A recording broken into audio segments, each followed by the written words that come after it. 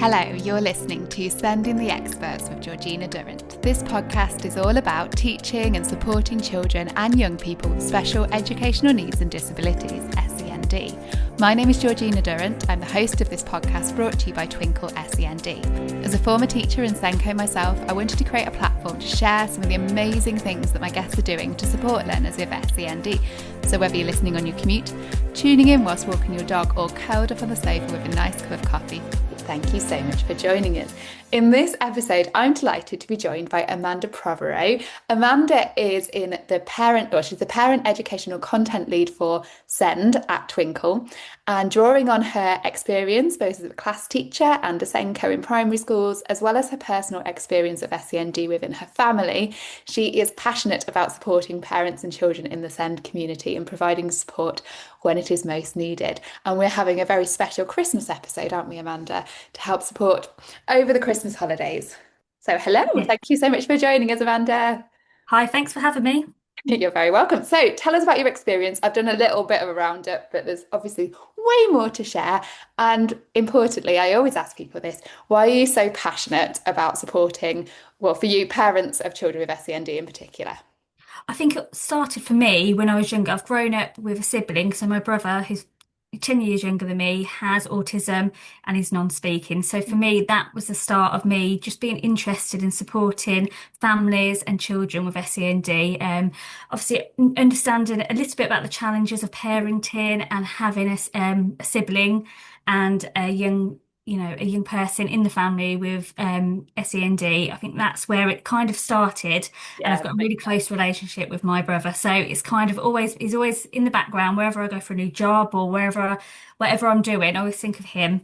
Yeah. And then my passion continued when I went into teaching. So teaching Key Stage 2 children and then becoming a SENDCo. So I really enjoyed working with families, and it's vital to get the right support for that child. So I hope to carry on sort of listening to parents and have using my experience in a school setting Yeah. to understand and support children further. And then my own children have got additional needs too. So having that perspective has made me even more wanted to support the SEND community Yeah. when, life is challenging. It's not easy to get that support and um, going through all the processes really. So yeah, that is where kind of my passion stems from, and as it Yeah. continues, and I'm really lucky to be able to support parents in my job. Yeah, you've come at it from so many different angles there, haven't you? With your sibling, and then like your own children, and then through work as well. It's like you're living and breathing it, Amanda, as I know you are. I am, yes. Absolutely, which is lovely. I think parents really relate to that, and it helps you sort of creating the right resources and creating the right support for parents when you truly understand it from so many different angles. And I imagine when you were a SENCO, you must have been very, very valuable having all those different perspectives as well. Like it's yeah, super, super helpful. Yeah, I hope so. And I hope I did, support parents in a way and actually listen to them, which Yeah, that's what you need. Parents know their child the best. yeah. And obviously moving forward, that's what to have a successful relationship with a school or a parent, it's so important to be able to collaborate together. Definitely. And like it's really hard because when I was a Senko as well, it's really, you feel like you've got to, as a Senko, you feel like you've got to be the person who knows the most about SEND. So like often when parents come to you, even though you don't mean it to be like that, you think that you should know the most about it so that you don't look bad. And it can be really hard to actually think, no, it's the parents that have all the expertise in this, and they genuinely do know more about that particular need and definitely about their child than you do. And I think that's something that we need to help support. I think that sort of parent Senko relationship by helping, yeah, on that one. Definitely. And obviously parents are living it with it 24 hours. It doesn't go away over the holidays or the Yes. weekend. So actually giving them and, given that support network at school, I hope was really Yeah. helpful. And I think it is definitely something that, it needs to be developed Yeah. further. Yeah, definitely. So you mentioned your sibling, your brother with SEND, and he's an adult now. And what did Christmas, because we're talking about Christmas, we've got our Christmas jumpers on. We can't really see them, but we have got Christmas jumpers on. Your sibling, what did Christmas look like in your household? Because we can know that Christmas, it's wonderful, but it can be tricky for lots of families. Not always, but sometimes for parents of children with SEND. So what was Christmas like for you? Was it different, or was it the same, or how It's so hard to know because it's all we've really ever lived with, but yeah, yeah, it's a very it's different now because obviously I've moved out. I've got my own children, Yeah. but even now he loves Christmas. He after bonfire night's done, that's ticked off his list. He then moves on to Christmas. So we get the Christmas pictures stuck on the windows. So if you walk past my mum and dad's house, it's just Christmas from sort of November. But Oh, I he love always it. loves decorating. He loves the house being Christmassy. So he's got a routine. He loves routine. So every Christmas Eve, my dad takes him to the seaside. He loves Oh, water, so wow. that's his interest. So, I mean, it's not fun for my dad, but he just goes and stand under, like next to the sea, basically, for hours. He just loves that sort of Yeah, sensory input of that. So that's his routine on Christmas Eve. I love that. Christmas Day, very similar probably to other households, but we would open presents early. And as me and my sister grew up, we would then go to mum and dad's house early in the morning to open presents together. Yeah. Um, I'm all for opening presents early in the morning as well. Yeah. yeah, I know we do the same at my house now. I don't think my So kids do would we. wait any I don't longer. think I can wait, Amanda. Like Yeah, it's I too don't. long. People I really respect people who can wait until lunchtime and have the Christmas lunch and then open the presents. How you can manage that, I don't know. No. So he once he's opened them, he likes to open them straight away. So I always remember, was it last year, or the year before, he got a donut maker, really random, and That's he fair. wanted to make donuts on Christmas Day, just because. But obviously, Mum was cooking dinner. You can imagine households. So Yeah, your it is kitchen, a bit of the a surfaces are full, yeah. aren't they, on Christmas Day with all the different trays and stuff. So there's no room for the donut maker. Yeah. So, but he doesn't like waiting. So if he's got something, he wants to do it there. And and especially as our family grew with like husbands and bits, like we would all be chipping in, trying to get him like get sort of the presents ready for him to use. Yeah, Um, and again, Christmas dinner, he will eat sometimes, but it's up to him. We don't put any like. Sometimes he'll sit at the table with us, and the yeah, last few years he has. Sometimes he'll eat it. It's got a little area in the lounge that he'll eat there. yeah. So yeah, it's always it's normal for him. And then in Boxing Day, again, the routine is to have family around for card night. And they have like a Nice. card night there. He loves family being around. So Yeah, obviously, when family can't make it because their plans change, he finds that really yeah. challenging. And all them emotions that he writes a list of people that he wants there. Oh, And so if they can't come, that's when for any sort of, I suppose, occasion, but especially for Christmas, yeah, he finds that challenging and yeah, he he can't verbalize it, but he will write it down. And you can tell he's a bit yeah, agitated on that day, or puts that don't like that's here. Obviously things change. So obviously yeah. me and my sister have both moved out, got children. So it's harder. And this year is probably the first year on my kids want to stay at my house. So we won't be going. So that's going to be a big change for him not to have us Yeah. there. But to get around that with having a second Christmas at my house, so he's come in and Excellent. he's having a second Christmas there. So yeah, it's all something we've always known. Like it's just our Yeah, everyone I routines, suppose really. has their own unique Yeah, Christmas anyway, don't they? Everyone has their like little traditions and little things they do. Yeah, it's yeah. really But nice. he loves Christmas. He loves that. But obviously, then like any children and adults, it's a bit when it's over, it's a bit like underwhelming, isn't it? And that's what he Completely. filmed, like perhaps towards like end of a Boxing Day. It's a bit underwhelming. It's like, oh, is that Yeah, it? Like that kind of yeah. There's no more all that presents for me excitement in him, today. and then it's over. So Yeah, and then it's helping him manage yeah. that transition after that. So yeah, it's always I could know that off the top of my head that routine. You do. It's lovely. I really, oh, it's wonderful, and it shows, doesn't it, like the importance of routine for some children, and also the importance of flexibility as well, which almost sounds at odds, but it's not. It's like the flexibility and the changes, like you're saying, around mealtime, and just not having, like, not thinking you've got to stick to the same rules that everybody else is doing because Christmas is supposed to be fun, isn't it? It's Yeah. supposed to be lovely, and yeah, I I mean, like. what is hard for him is you never know what to get him now. Oh, Now he's really? that age, he's trying to work out presents that he actually likes. Otherwise, he'll just keep saying sweets. Or he goes onto my mum and dad's Amazon account and just orders it himself, you know. We've had that before. So we know that many families find Christmas overwhelming, with the change, like we said, with the changes of routine. What would you say in general then from your work? Would you say that the biggest challenges are for some children with SEND during like the festive Yeah. season? I guess it's unpredictable. That if Yeah, the routine is different, is they're not sure what's happening and they have no control over it. And then thinking about my brother, he likes to have that certain element of control, like some of the yeah, other children do. I think there's definitely sensory yeah, overwhelm. Yeah. massively at Christmas. Obviously, environmental changes. The house has changed. It's got Christmas stuff Yeah. in. For some children, they love that, but for some children, it's different. There's It lots of light. smells different as well, doesn't Yes, it? It doesn't just it's a look Christmas tree different. or whatever. And even Yeah. going out to the shops or wherever you go, it's always busier. So Yeah, and all the actually, that shops is look different. Everywhere looks different, doesn't it? so Yeah. it is very different from that point. And from my point, social expectations. Yeah. It's a really nice time to meet with family and friends, but actually, for some of our children with SEND, that is it's too much. This expectation's too Yeah. much. Like I'm thinking, my daughter, she loves seeing people, but if it gets too much, she just goes into herself, and Yeah. she needs that time to sort of regulate again because it's exhausting. It's for adults as well. It's I know. exhausting for us. Yeah, I'm feeling exhausted Well, talking yeah, about it. after a few days or something, you're like, I just need to Yeah. have to do my own, just like to Yeah. sort You've of got get over people that. around if they're staying over as well. It's like you might be sleeping in a different bedroom if you've got like grandparents over. There's all Yeah, sorts of massive changes, isn't there? yeah. Like you say, and you And don't I have. and like just the emotions that go Yeah. through all of us during Christmas, that we feeling a range of big emotions Yeah. and leading up to there, that excitement, like counting down to Christmas, and then maybe anxiety around changes.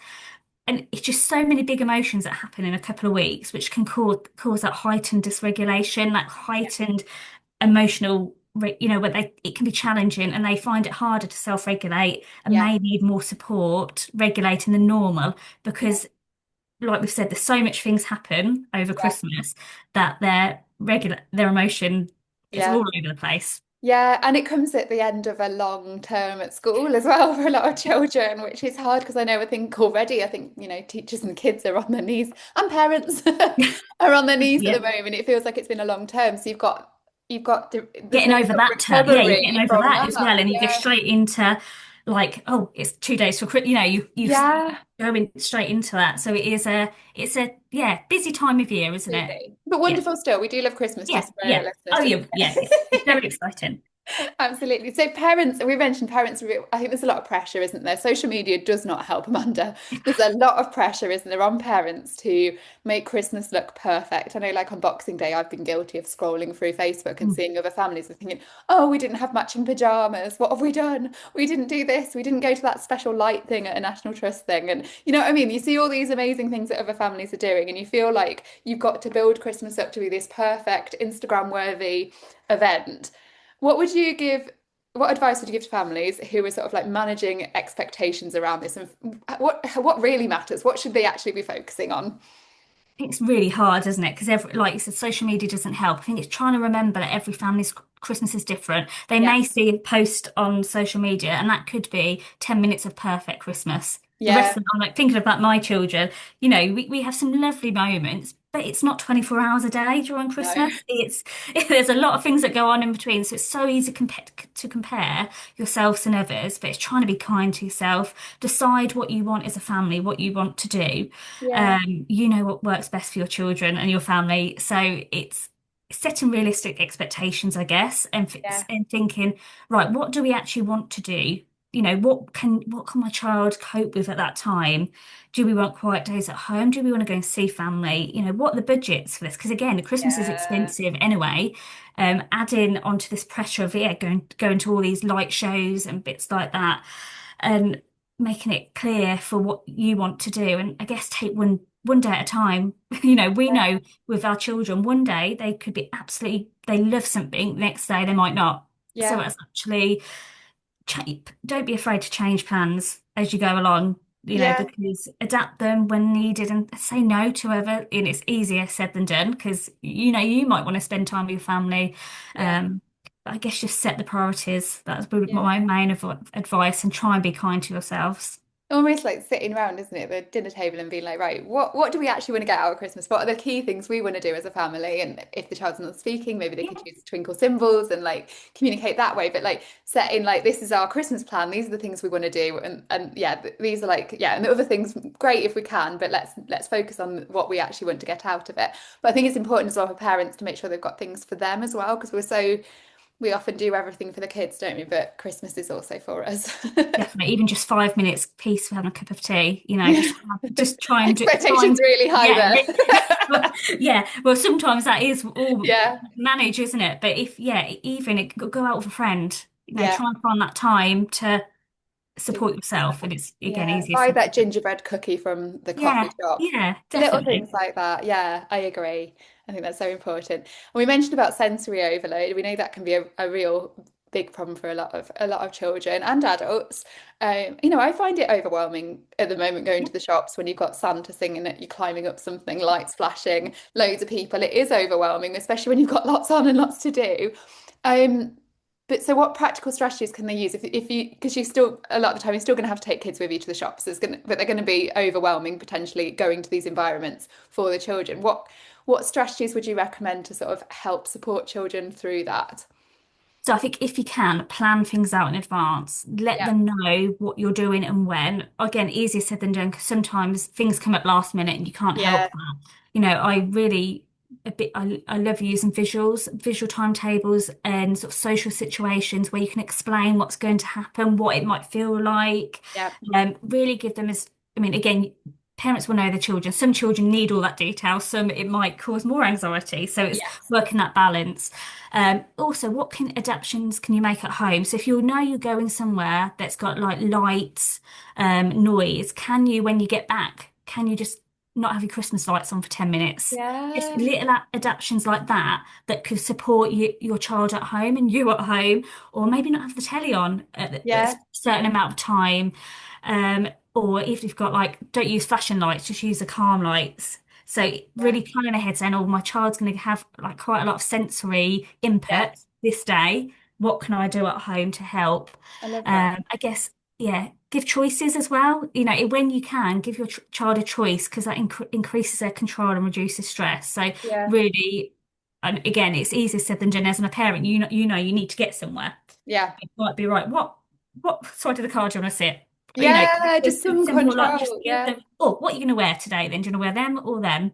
yeah, And I guess I just reduce expectations on them days where there is a sensory overload. yeah, Reduce them expectations. So, okay, they're getting home. We're not going to make them do that today. I'll support them by getting dressed or getting their PJs out.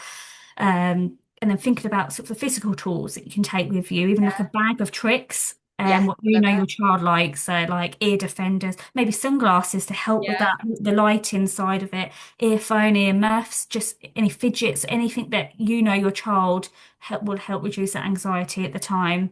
yeah, And I guess just watching out for them signs of overload when you're out and yeah, actually saying it's okay if you need a break. yeah, We'll go over there, it's quieter over there, and make it seem normal. yeah. Trying to not make a big issue of it, big deal of it. So it is Nice. hard. It is hard. There's not really a one fit answer for a situation you're in, but try and think of them little bits as you're out and about. Yeah, and I suppose as well, like be looking out for other parents as well. And so, if you can see another parent struggling with a child, like maybe just a smile, or is there anything I can do to help? Or, do you want me to pick that up for you? Or I don't know, just little things like that make a huge difference, don't they, when you're out and about and if you're Yeah, struggling and with especially something. as you can feel people watching you, Yeah.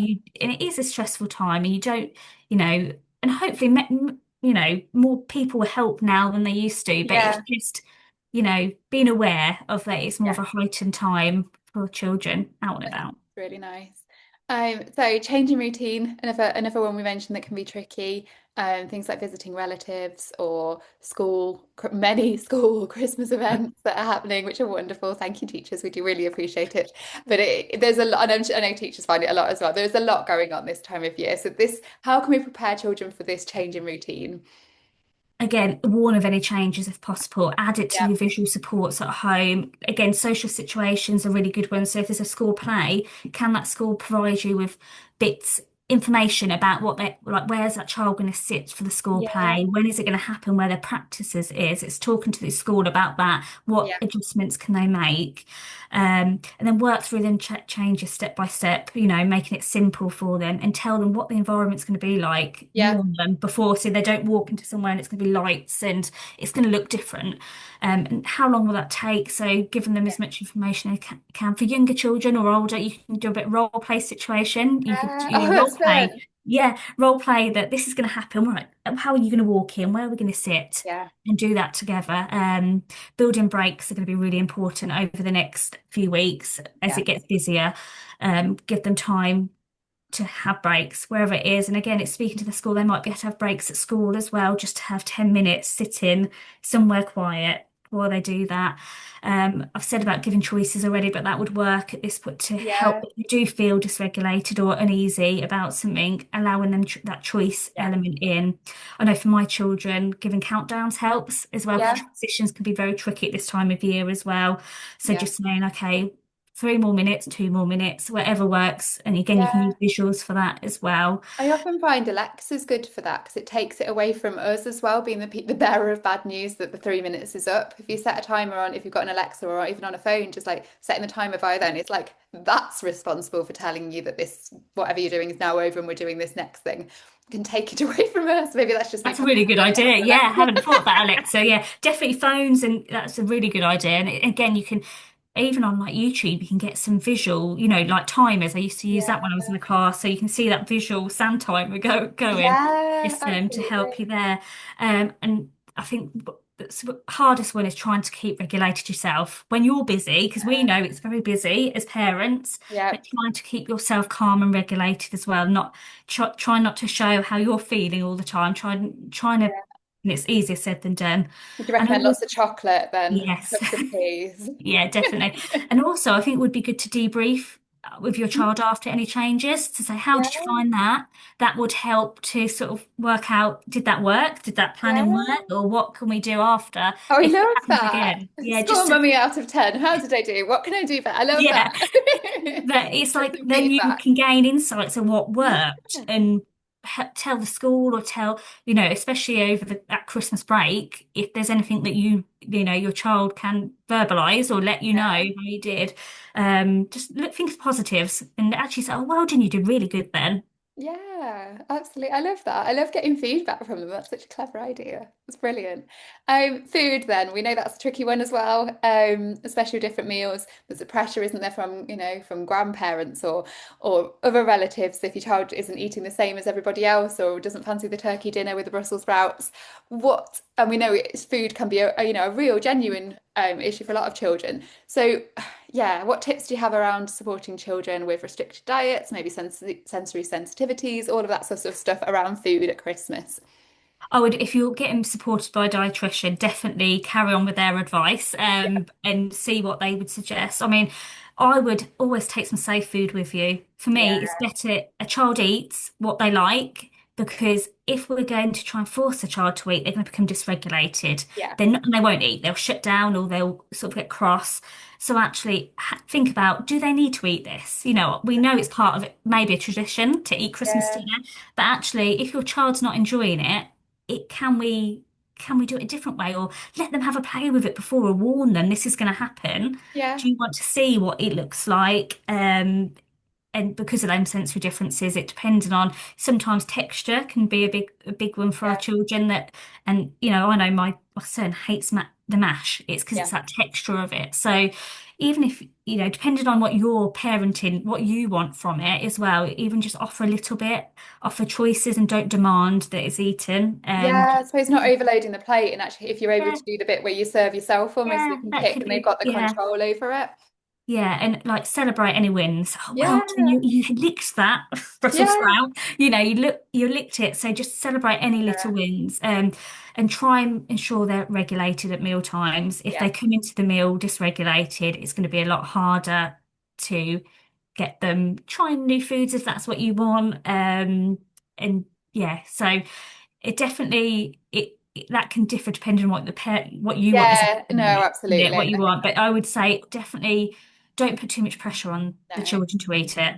And at the end of the day, you just need them to be fed, don't you? So as long as they're Yeah, eating it's something, not going to make any happy difference that, does necessarily it? if they've eaten a Christmas dinner, is it? As long as No, to they've having eaten. pizza, who cares? You know what I mean? At the end of the Yeah, day, does it really matter? And it doesn't. As long as Christmas has been, yeah, it's about family and being happy and yeah, yeah. making it special for kids, isn't it? So yeah, let's not. Yeah, I completely agree. Um, what about families then? So we know some families feel sort of isolated over Christmas if their children aren't able or find it tricky to join in with some events, or like traditional celebrations and things like that. Is there anything you'd recommend for them, sort of alternative ways to make meaningful festive traditions. So if that, if there's the carol service in the village that they don't feel like they're able to do, or there's the light switch on at the town hall that they're not able to do, like what can they do instead? I would say, can they make little ones at home? Can you Yeah. switch on the lights in your Oh, I love house? that. I want to do that. Just something little, or, listen to some carols on YouTube, on the telly, things like Yeah. that. But I also think this day and age, technology, there could be, if you want to connect with people, can you do it on screens? Yeah. Can you do a quiz as a family? Your child doesn't want to go somewhere, can you do it on a screen? Can you, Yeah. do it that way instead? I think it's just creating your own small tradition. So it Yeah. could be something simple as having a special breakfast on Yeah. the Christmas day to saying, shall we do this? Or if your child does need a day in to regulate, can you make it a bit fun, make it into a little activity like a cinema morning, or making a fort, baking something that, or doing something they enjoy, just making it special. Yeah. And I I want to guess, do Christmas at your house, Amanda. oh, it's not this fun, don't worry. No, it's a hard balancing act, because Yeah. obviously you're trying to maybe cook Christmas dinner or whatever you're doing, and doing that, but trying to make little Yeah. adjustments in home, and actually spending some time all together playing a Yeah, because game that's what or kids something like want, that. really, Yeah. isn't it? And I sometimes have to remind myself, just put my phone down, Amanda. You Yeah. don't need your phone at that point, because it's so automatic for Yeah. us to check it. And they just want that connection. They Yeah. need that. So, and ask your child what they would like to do. And I know Yeah. you can't always get what they want, because I know my child will want to go to Lapland or something like that. But Yeah. but it's actually getting their views, and what can we do, and is there any alternative ways? And there's so many like good charities out there that will do maybe online parties and bits like that. So having a Yeah. little research I love that. to connect. I love as well, like, because lots of families do have their own like little traditions. You don't really find it out until you like marry into a family, and then you end Yeah. up finding out, and they think it's like just everyone does this traditionally, like, oh, that's a bit unusual. We don't do this in my house, but we do this, and like Yeah. everyone has their own little versions of Christmas, which I think is really nice. I just love your idea of turning the lights, having like the lights, the Christmas lights at your house is like a turn on the lights event. I'm just imagining like Nana comes round, and it's like she's there, and we're all crowded around, and yay, she's turned the Well, lights funny on. enough, we're getting our lights outside this weekend. I'll take a picture Yes. for you, I would Georgina. like to see a picture, and I want to know who's turning the lights on as well. Which family celebrity you have doing Just it? me. It's you. That's big enough. So finally, because you've been brilliant, thank you so much for your advice. My last question for you is sort of how can you reassure parents? What's your one piece of advice or reassurance you'd like to leave parents with as they head into this exciting? It is exciting, but it is Yeah. busy festive season. I think it's okay to do Christmas your own way. Yeah. You know your child is special. It will be special whatever you do, and you know your child the best. So do really what makes you happy and what makes your child happy. And just remember, everyone's experiences are different. I'm saying about mine, but yours will be different, and everybody's is different. So really, just trying to enjoy. Don't put pressure on yourself. Just do what makes you happy in your family. Thank you so much, Amanda. You've been brilliant. I've really enjoyed it. I think it's been so useful for so many families. Thank you ever so much. Thank you.